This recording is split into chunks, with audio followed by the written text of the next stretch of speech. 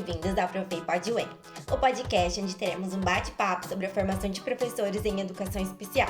Eu sou a Angélica, mestranda Profei, e hoje estamos aqui para a gravação do primeiro episódio do nosso podcast, onde conversaremos sobre o resultado da pesquisa bibliográfica e documental desenvolvida durante o mestrado profissional na dissertação intitulada Formação de Professores em Educação Especial, as orientações da Organização das Nações Unidas para a Educação, a Ciência e a Cultura, UNESCO, de 1945 até a atualidade, com a orientação do professor Dr. Mário Luiz Neves de Azevedo. Assim, o problema que minha pesquisa buscou solucionar é: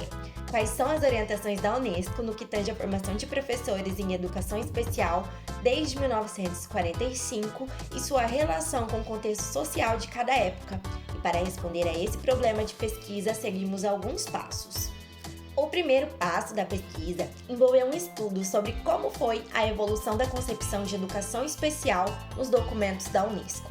Historicamente, em cada período, a sociedade passa a defender a perspectiva da educação especial que melhor atende às necessidades dos aspectos sociais, isto é, que possam contribuir com o desenvolvimento econômico, político e ideológico das nações. E as organizações internacionais, a exemplo da UNESCO, participam desse processo de internacionalização através da elaboração das respectivas orientações, que podem se constituir como normativas, isto é, são tratados que exigem ratificação, ou pode se constituir como documentos orientadores. Nesse estudo, selecionamos os dois tipos de documentos, normativos e orientadores, a partir do ano de 1945, onde observamos inicialmente a defesa da especificidade de 3 fases da educação especial, que são elas: a segregação, a integração e a inclusão. O que é cada uma? A segregação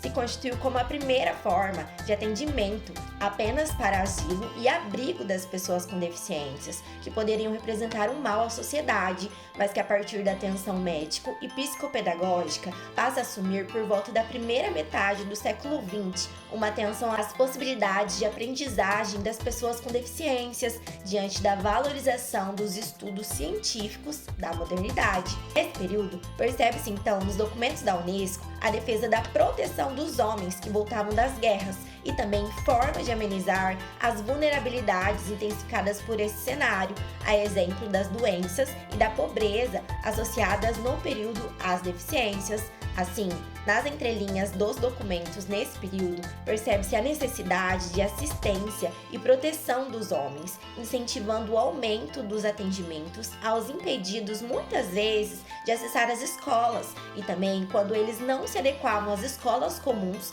eles eram encaminhados para as classes ou escolas especiais, separadas das classes comuns, para reabilitação, prevenção das vulnerabilidades e restauração do funcionamento normal das pessoas com deficiências. Na prática, a defesa dessa concepção não dava mais conta de atender às necessidades do período, e por volta dos anos de 1970 surge então a defesa, nos documentos da UNESCO, da perspectiva de integração da educação especial, que se constituiu como a tentativa dos movimentos sociais e científicos para a normalização dos serviços, isto é, para oportunizar os mesmos estudos para todos, incluindo as pessoas com deficiências. Contudo, a integração assumiu um viés de normalização das pessoas, pois elas deveriam se adaptar às classes comuns através da preparação nas classes especiais, dentro das escolas, na tentativa de padronizá-las e prepará-las para a produtividade,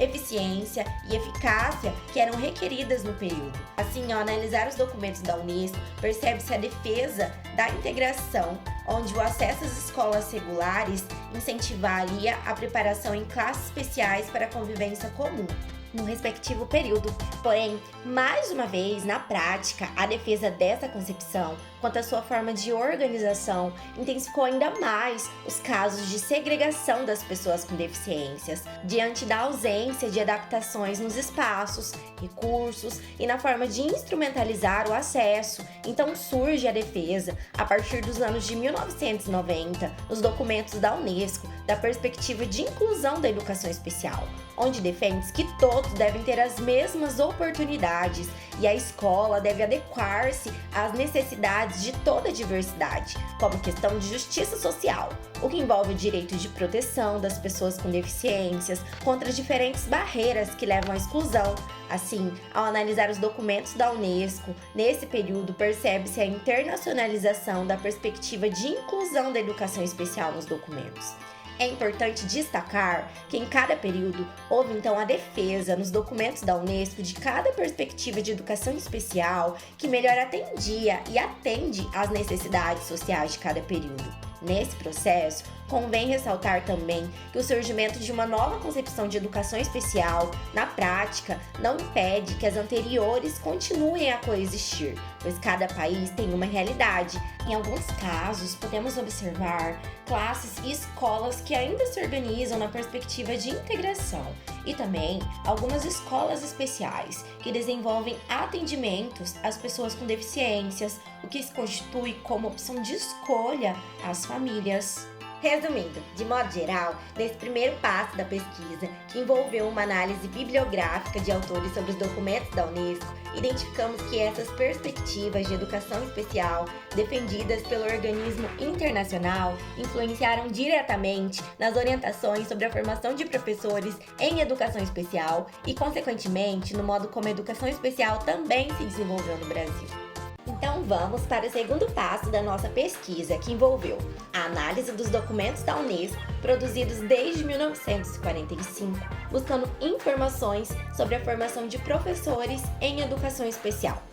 Essa pesquisa foi importante para compreender a formação de professores em educação especial e a sua evolução ao longo da história, a partir das orientações dos organismos internacionais, pois entendemos que esses documentos são expressões da realidade social e o conhecimento nos permite planejar o futuro melhor. Assim, a partir da análise documental que se desenvolveu em 3 momentos a partir de 1945, que são eles: período pós-guerra, período das iniciativas desenvolvimentistas e período posterior a 1990, obtemos as seguintes informações. O primeiro período foi o pós-guerra, que se desenvolveu por volta de 1945 a 1960. Nesse período, percebe-se então a defesa nos documentos da Unesco da perspectiva da segregação. Nesse contexto, os descritores identificados nos documentos para se referir aos professores em educação especial voltam-se à utilização de termos como pessoas ativas, serviços sociais indispensáveis, técnicos,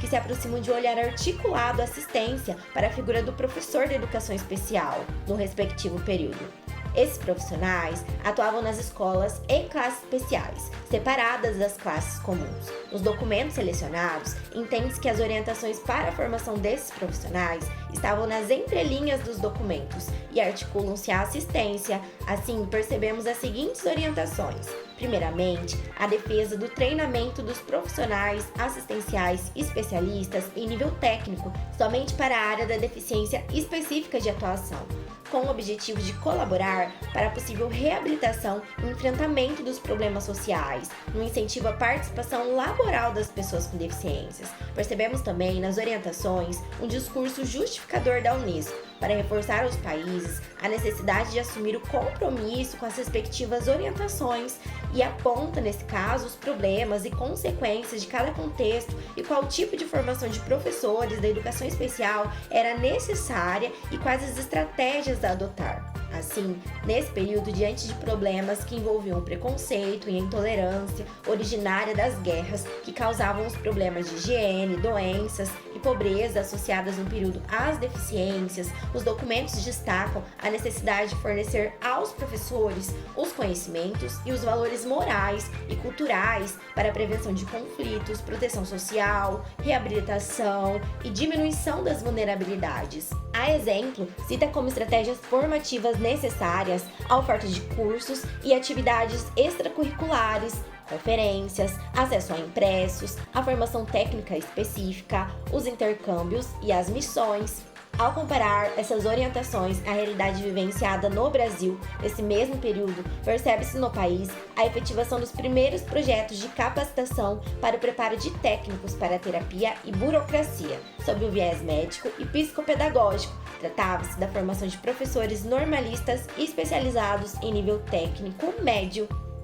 No segundo período analisado, que envolve as iniciativas desenvolvimentistas da Unesco entre os anos de 1960 e 1990, percebe-se a maior defesa nos documentos da perspectiva da integração. Nesse contexto, os descritores identificados nos documentos para se referir aos professores em educação especial voltam-se à utilização de termos como categoria, professores de deficientes, pessoal especializado e professor especializado, que aproximavam-se de um olhar para a formação pedagógica específica do professor de educação especial no período das iniciativas desenvolvimentistas da Unesco. Esses profissionais atuavam nas escolas e classes especiais, que poderiam agora estar organizadas dentro das escolas regulares. Então, no estudo dos documentos selecionados, observamos as seguintes orientações para a formação de professores em educação especial. Primeiramente, percebemos a defesa do aperfeiçoamento dos professores através da formação técnica para atuação específica docente e, de preferência, um incentivo à formação em nível superior através de habilitações. Percebemos também nas orientações da Unesco um discurso justificador para reforçar aos países a necessidade de assumir o compromisso com as respectivas orientações, apontando os problemas e consequências de cada contexto e qual tipo de formação de professores da educação especial era necessária e as possíveis estratégias a adotar. Assim, nesse período, diante de problemas que envolviam as desigualdades nos ambientes sociais e familiares, que intensificavam a violação dos direitos humanos e que prejudicavam também a instrução profissional e intelectual para a participação produtiva requerida, os documentos destacam a necessidade de fornecer aos professores da educação especial os conhecimentos necessários para as múltiplas funções, isto é, era necessário que esses professores se adequassem às necessidades da década, que envolviam os cuidados, a detecção precoce, a assistência, o tratamento, a reabilitação, o encaminhamento aos serviços, a preparação para o mundo do trabalho e a libertação das vulnerabilidades, entre outros. A exemplo das estratégias formativas, os documentos citam a necessidade da oferta de formações para a utilização de equipamentos tecnológicos, o incentivo à pesquisa com bolsa para a formação especializada, o acesso a impressos, a capacitação em nível técnico ou superior para as deficiências, os intercâmbios e a necessidade dos especialistas atuarem para a formação de multiplicadores. Isto é, à medida que se oportuniza o acesso às várias fontes formativas, o profissional deve perpetuar esses conhecimentos aos demais professores. Então, ao comparar essas orientações à realidade vivenciada no Brasil nesse mesmo período, percebe-se no país, a partir do ano de 1972, o desenvolvimento de iniciativas governamentais e não governamentais para a implementação de capacitações, de cursos em nível técnico e da preparação preferencialmente, quando acessível, através da licenciatura em pedagogia com habilitação em educação especial ou programa de pós-graduação que privilegiava alto nível de formação das técnicas com caráter médico e psicopedagógico. No terceiro período analisado, que envolve as iniciativas neoliberalistas de terceira via, a partir dos anos de 1990, percebe-se a maior defesa nos documentos da Unesco da perspectiva da inclusão. Nesse contexto, dos 15 documentos analisados no período, em um primeiro momento, identificou-se previamente que desse total, 11 documentos traziam descritores que identificavam como parte da inclusão tanto os professores das classes comuns quanto os professores especializados em educação especial, com a utilização de termos como professores especialistas, pessoal especializado, pessoal de suporte, mas que deveriam agora atuar em colaboração e de forma complementar às atividades realizadas pelos professores das classes comuns, pois juntos ambos atendem ao público-alvo da educação especial na perspectiva de inclusão. Esses professores do atendimento educacional especializado podem atuar na perspectiva da inclusão nas escolas públicas, através das salas de recursos multifuncionais para atendimento especializado ao público-alvo da educação especial e também em salas de apoio pedagógico especializado para atendimento dos alunos com dificuldade de aprendizagem que diferem do público-alvo da educação especial, a exemplo dos transtornos funcionais específicos, déficits e podem compor também a equipe multidisciplinar, entre outras formas de atuação. Esse apoio se desenvolve de maneira complementar ou suplementar à escolarização que ocorre em sala de aula regular. Ao estudar mais profundamente os 15 documentos, percebemos que, apesar de descritores específicos para os professores da educação especial serem identificados em apenas 11 documentos, os professores da educação especial também são incluídos nas entrelinhas dos outros 4 documentos, como professores da inclusão.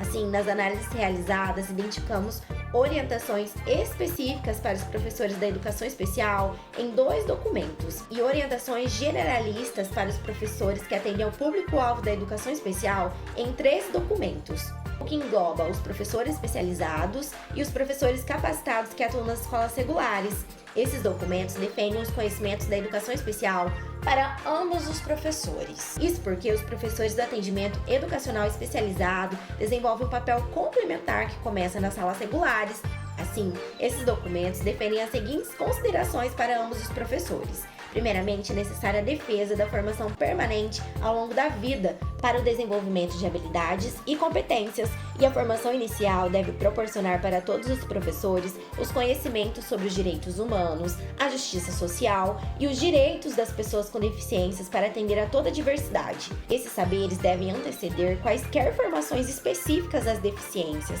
Também devem ser oportunizados aos professores as formações contínuas para que ambos possam desenvolver os conhecimentos necessários para a readequação das estratégias e recursos na perspectiva da atenção às necessidades de toda a diversidade, através do qual podem desenvolver os conhecimentos para a utilização de recursos, com tecnologias para ampliar o interesse e também o acesso aos saberes. A exemplo, os documentos citam as tecnologias da informação e comunicação, através da seleção de aplicativos, textos simplificados, imagens, sons, vídeos com língua de sinais, links, EPUB, iconografia, realidade aumentada, entre outras estratégias que desenvolvam a autonomia do estudante. E principalmente, os professores devem aprender em serviço, onde podem refletir e avaliar as suas práticas. A exemplo das estratégias formativas em serviço para oportunizar essa autorreflexão, os documentos destacam a utilização e desenvolvimento de registros em formatos de casos de ensino, portfólios, diários,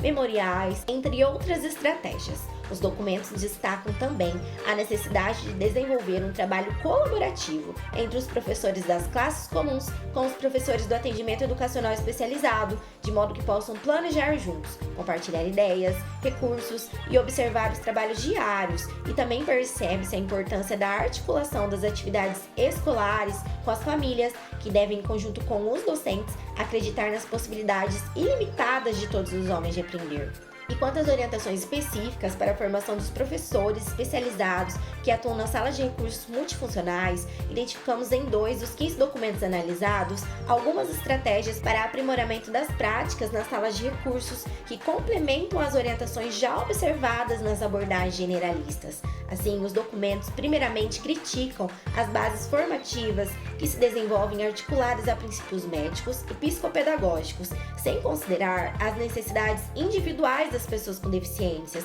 que deve centrar-se nas suas possibilidades. Os documentos também destacam que as formações devem articular a teoria à prática e possibilitar os conhecimentos sobre os recursos, que incluem os dispositivos e as tecnologias assistivas que levem os professores especializados a superar as ações pedagógicas que são infantilizadas e repetitivas nas salas de recursos, onde devem ser trabalhados saberes que valorizem a participação das pessoas com deficiências, que estejam articulados ao trabalho realizado nas classes comuns para oportunizar a equidade no acesso aos conhecimentos para ajuda técnica, a mobilidade e comunicação.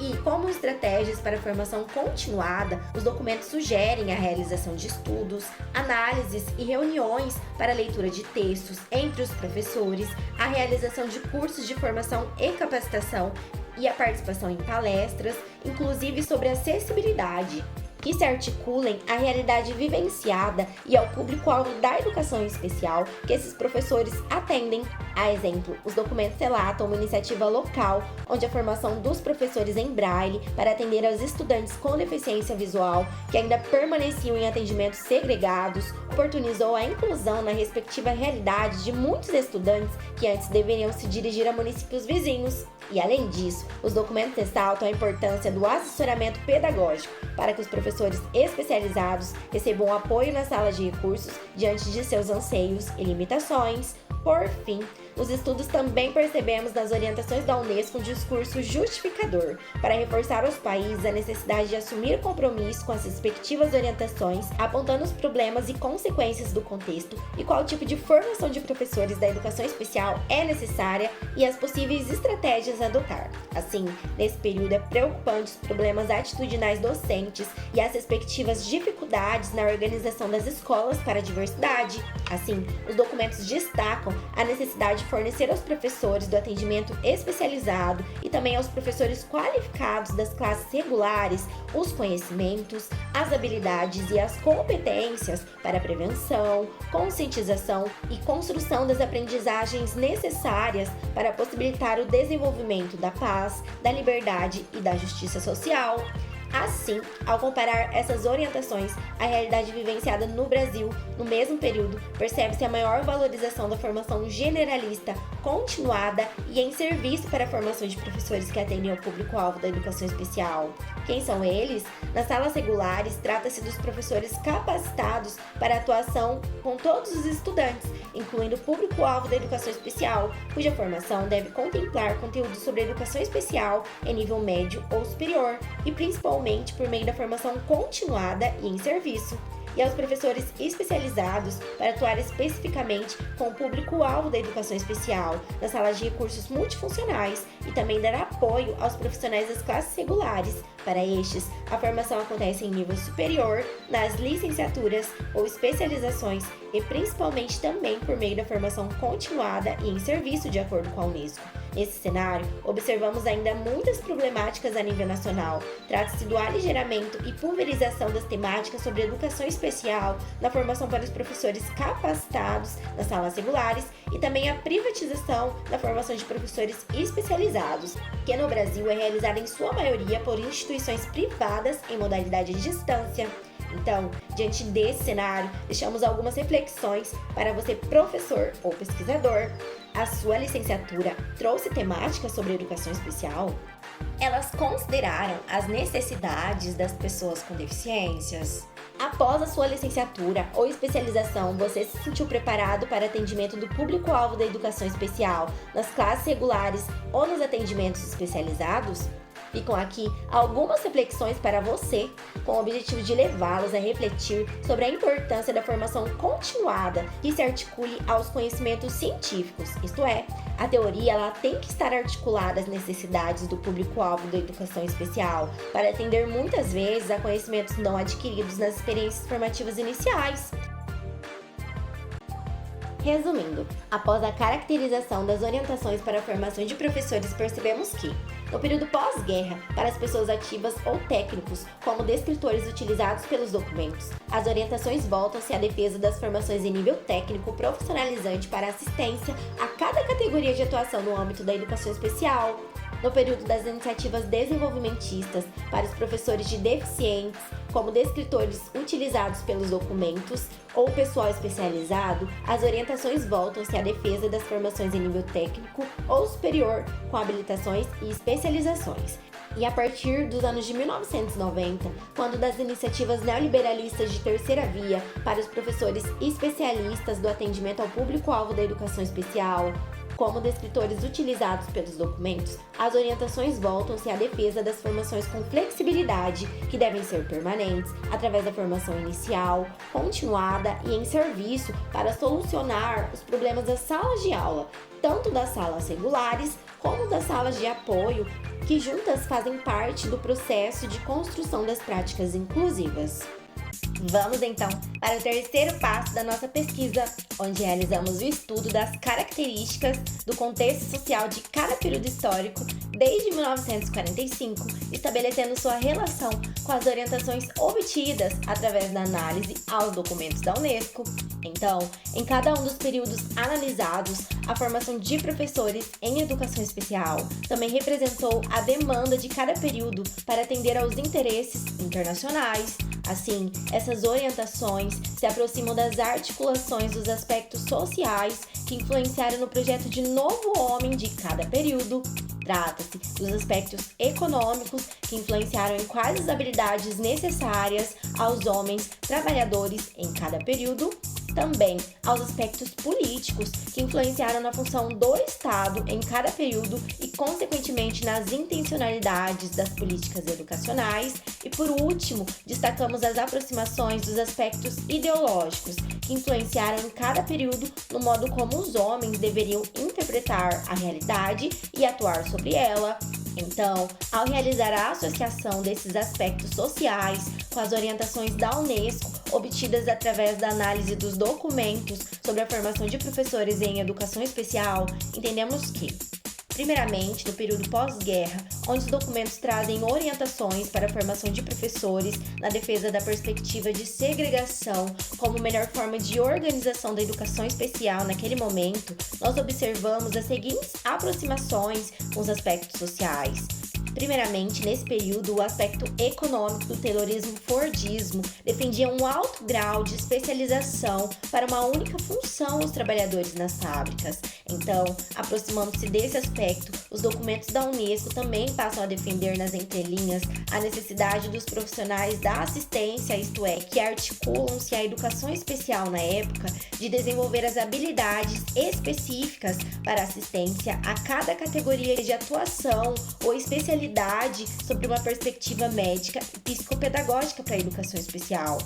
Também observamos que o aspecto político do keynesianismo, atuante somente nos países centrais, a exemplo dos Estados Unidos, vão defender a necessidade de atuação do Estado para a diminuição das vulnerabilidades, de modo a garantir uma vida digna para todos os homens. Aproximando-se desse aspecto, os documentos da Unesco também vão defender que o Estado deveria oferecer as estratégias formativas aos profissionais para a garantia da reabilitação e proteção dos indivíduos. E por último, ressaltamos que nesse período o aspecto ideológico da modernidade vai defender a necessidade dos trabalhadores desenvolverem os conhecimentos científicos na área específica para o progresso da nação. E aproximando-se desse aspecto, os documentos da Unesco também vão defender a necessidade do professor desenvolver os conhecimentos técnicos, científicos, médico e psicopedagógicos e também o domínio das tecnologias para colaborar com a reabilitação e proteção dos casos que precisavam ser contidos,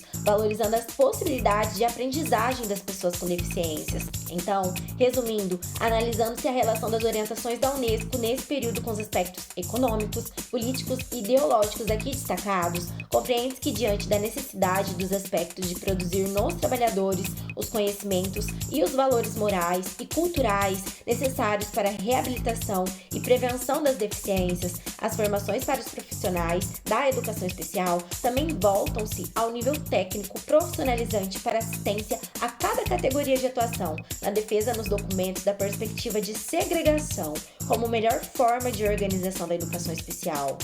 Já no período das iniciativas desenvolvimentistas, os documentos trazem orientações para a formação de professores na defesa da perspectiva de integração como melhor forma de organização da educação especial. Então, nós observamos as seguintes aproximações com os aspectos sociais. Primeiramente, nesse período, o aspecto econômico da acumulação flexível vai defender que era necessário aos trabalhadores as múltiplas e ajustáveis competências para atender aos desafios do período, e aproximando-se desse aspecto, os documentos da Unesco vão defender que era necessário aos professores da educação especial adaptarem-se às demandas da integração, desenvolvendo os múltiplos conhecimentos. Já o aspecto político do neoliberalismo ortodoxo, sobre o viés mais rígido, passa a defender a delegação de responsabilidades do Estado, por exemplo, aos setores privados, para conter gastos a partir desse período. Aproximando-se desse aspecto, os documentos da Unesco vão defender também estratégias formativas para delegar responsabilidades aos professores.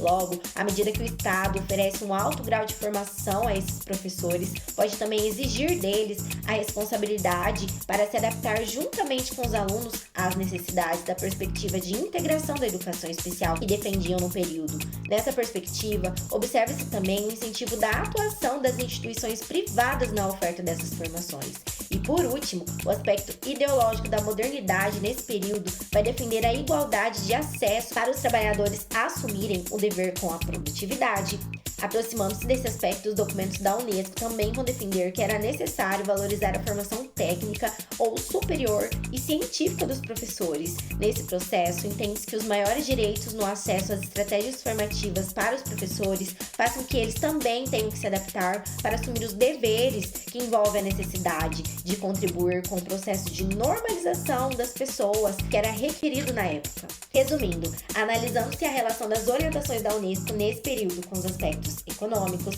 políticos e ideológicos aqui destacados, compreende-se que diante das necessidades dos aspectos de produzir nos trabalhadores os conhecimentos para as múltiplas funções para a normalização produtiva, as orientações para a formação de professores em educação especial voltam-se à necessidade de formações específicas em nível técnico ou superior, com habilitações e especializações para os professores da educação especial na perspectiva de integração, como melhor forma de organização da educação especial.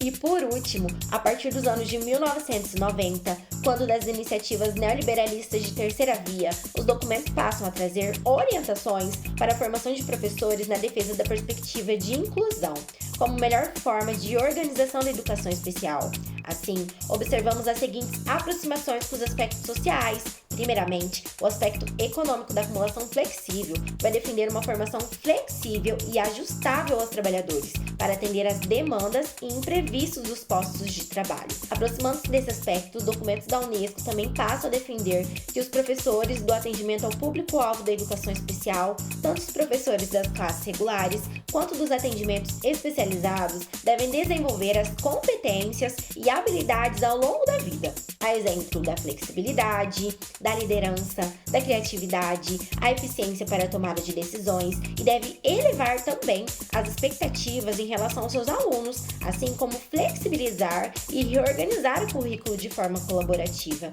Já o aspecto político do neoliberalismo de terceira via, com um viés mais humanista que o neoliberalismo ortodoxo, vai defender que o Estado deve oportunizar aos trabalhadores a formação mínima para a produtividade e cabem a estes trabalhadores desenvolver a autonomia para adequar-se à competitividade do mercado produtivo. Então, aproximando-se desse aspecto, as orientações dos documentos da Unesco para a formação de professores em educação especial passam a defender a necessidade da formação contínua dos professores, que devem ser responsáveis pela sua formação para dar conta das novas demandas da inclusão. Nessa perspectiva, perpetua o incentivo dos setores privatizados para a oferta dessas formações. E por último, o aspecto ideológico da pós-modernidade passa a defender a inviabilidade de formações aprofundadas no mundo mutável. Isso porque, na pós-modernidade, os conhecimentos eles se tornam importantes a partir da sua funcionalidade. Aproximando-se desse aspecto, os documentos da Unesco passam a defender a necessidade dos conhecimentos sobre a educação especial, tanto para os professores das classes comuns, como para os professores especializados, na defesa da inclusão, sobre o viés mais generalista e com a supervalorização dos conhecimentos pedagógicos, isto é, da formação em serviço, onde os professores possam aprender a aprender com os problemas diários, tornando-se os solucionadores de problemas. Resumindo, analisando-se a relação das orientações da Unesco nesse período para a formação de professores em educação especial aos aspectos econômicos, políticos e ideológicos aqui destacados, compreende-se que diante da necessidade dos aspectos de produzir nos trabalhadores os conhecimentos, as habilidades e competências, as orientações para a formação de professores em educação especial voltam-se ao discurso de uma formação mais flexível, que deve ser permanente, através da formação inicial, continuada e em serviço por toda a vida. Trata-se do aprender a aprender para solucionar, como falamos, os problemas do contexto escolar. Assim, a formação de professores em educação especial deve preparar todos os professores que atendem ao público-alvo da educação especial. Então, podemos articular estes profissionais no Brasil aos professores capacitados para atenção à inclusão nas escolas regulares e aos professores especializados para suporte, ensino colaborativo e atendimento educacional especializado.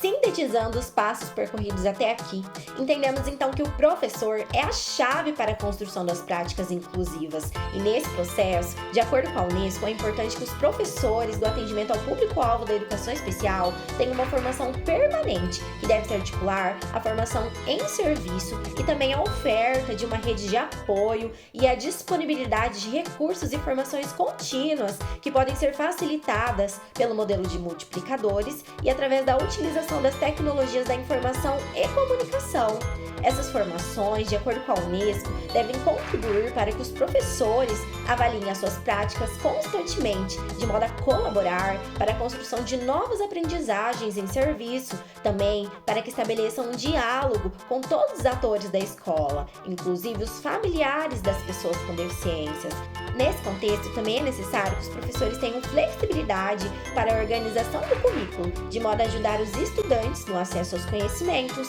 Concluindo, a minha intenção com essa pesquisa foi estimular vocês, professores e pesquisadores, a refletirem sobre a educação especial e a importância da formação específica para isso, que historicamente, como observamos, esteve presente nas orientações da Unesco,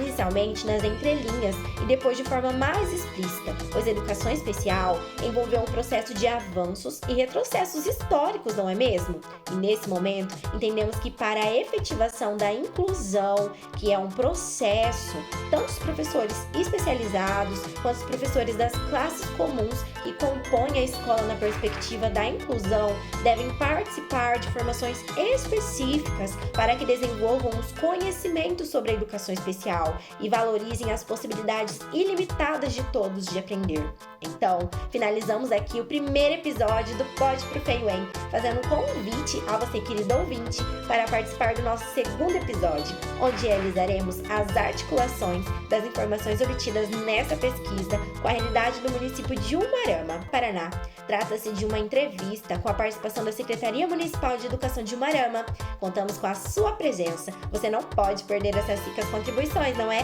Um abraço e até logo!